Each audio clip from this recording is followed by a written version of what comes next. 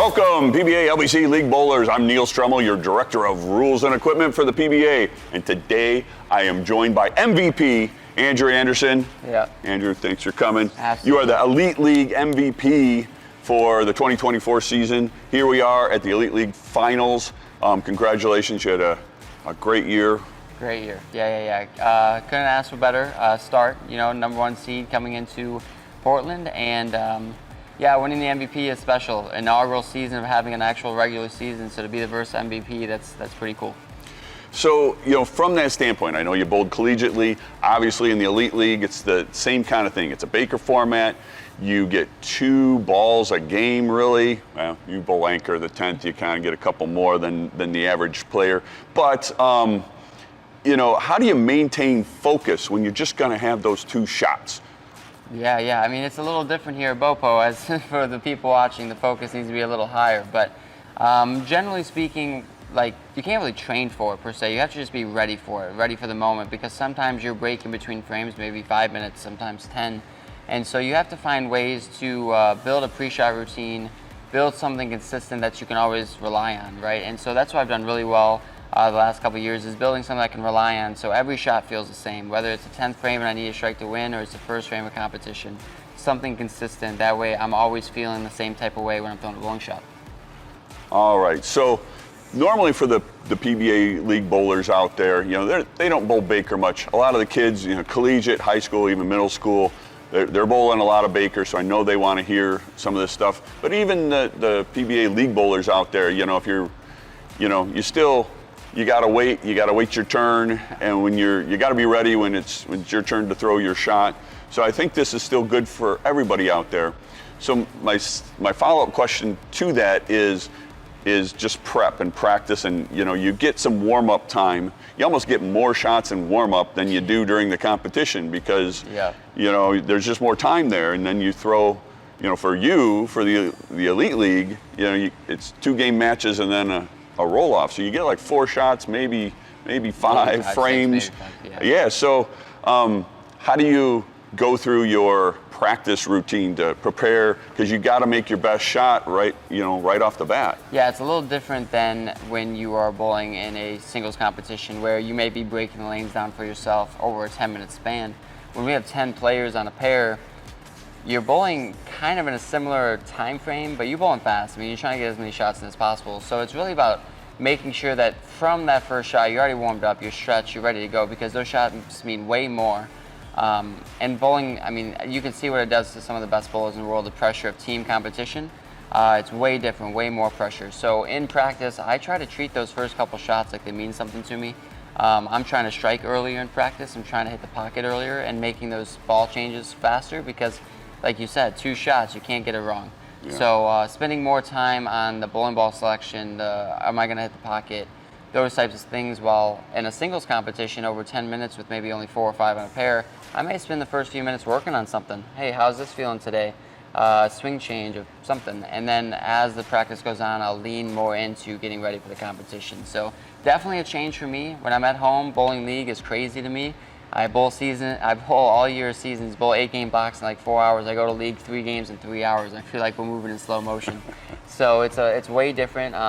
Ironically, in preparation for this, the night before I left, I did sub at league with a buddy, and I was like, wow, this is league bowling, you know? And so it's a different thing, and how I prepare for it is definitely different. All right, so you have a specific plan of preparation and practice. Maybe we could spend some time throwing some shots. Tell me how you would prepare for an Elite League finals match or a regular Elite League match, and let's talk through it as you're doing it instead of just going through it. Absolutely. All right, let's do that.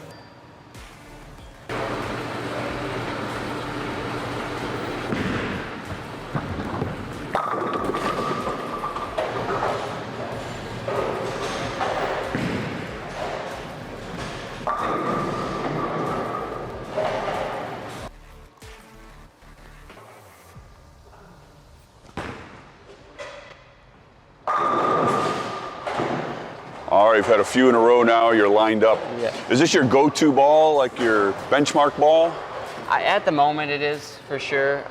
Depends on the pattern, of course. Like you gave me a ton of information right before I went at what we're bowling on, where to throw it, pretty much. So it was a little easier to line up than it normally would be, where you're going in a little blind. But yeah, I mean, just kind of the starter ball gives me a good feel of what the lane's doing, and then I know where to transition from there.